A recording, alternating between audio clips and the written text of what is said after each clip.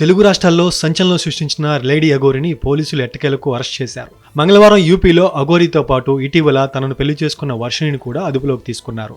అనంతరం వారిద్దరిని హైదరాబాద్ తరలించారు. పూజల పేరుతో 10 లక్షలు తీసుకుని మోసం చేశారని, మరో 5 లక్షలు ఇవ్వాలని బెదిరిస్తున్నారని ఓ మహిళ ఫిబ్రవరిలో మోకిలా పోలీసులను ఆశ్రయించింది. ఈ మేరకు పోలీసులు అఘోరిపై చీటింగ్ బెదిరింపుల కేసు నమోదు చేశారు.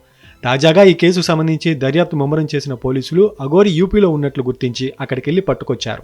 హైదరాబాద్ తీసుకొచ్చిన అనంతరం మోకిలా పోలీసులు దాదాపు 2 గంటల పాటు అఘోరిని ప్రశ్నించారు. అనంతరం వైద్య పరీక్షల కోసం చేవేళ్ల ప్రభుత్వ ఆసుపత్రికి తరలించారు. ఆ తర్వాత కోర్టులో హాజరుపరిచారు. ఈ సందర్భంగా అక్కడ హైడ్రామా నడిచింది. తన తరపున వాదించడానికి లాయర్లు లేరని, తనకు అంత స్తోమత లేదని అఘోరి న్యాయమూర్తికి తెలిపింది. దీంతో కోర్టు తరపున ఒక అడ్వకేట్ ను కేటాయించారు. అనంతరం లేడీ అఘోరి అలియాస్ అల్లూరి శ్రీనివాస్ కు న్యాయమూర్తి 14 రోజుల జ్యుడిషియల్ రిమాండ్ విధించారు. అరెస్ట్ అనంతరం స్పందించిన లేడీ అఘోరి సంచలన కామెంట్ చేసింది. చట్టం తన పని తాను చేసుకుపోతుందని, కోర్టుకు సహకరిస్తున్నానని చెప్పింది. అయితే జైలుకు వెళ్లినా తన భార్య వర్షిణితోనే ఉంటానని తేల్చి చెప్పింది. కొంతకాలంగా అఘోరి వర్షిణిల వ్యవహారం మీడియాలో హాట్ టాపిక్ గా మారింది.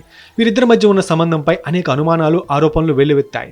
తమ కూతుర్ని మాయమాటలతో లోబర్చుకుని కేదార్నాథ్ తీసుకువెళ్లి బలవంతంగా పెళ్లి చేసుకున్నాడని వర్షిణి కుటుంబం ఆరోపిస్తుంది. వీరిద్దరి పెళ్లికి సంబంధించిన వీడియో కూడా నెట్టింట వైరల్ గా మారింది. తమనెవరైనా అరెస్ట్ చేయాలని చూస్తే ఆత్మహత్య చేసుకుంటామని బెదిరిస్తూ ఈ జంట సెల్ఫీ వీడియో కూడా రిలీజ్ చేసింది. ఇదిలా ఉంటే బెయిల్ కోసం త్వరలోనే పిటిషన్ ఫైల్ చేస్తామని అఘోరి తరపు లాయర్ ప్రకటించారు.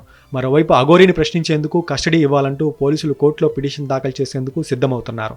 అఘోరి జైలుకి వెళ్లడంతో వర్షిణి పరిస్థితి అగమ్యగోచరంగా మారింది. ఎటు వెళ్లాలో తెలియక దిక్కుతోచని స్థితిలో పడింది.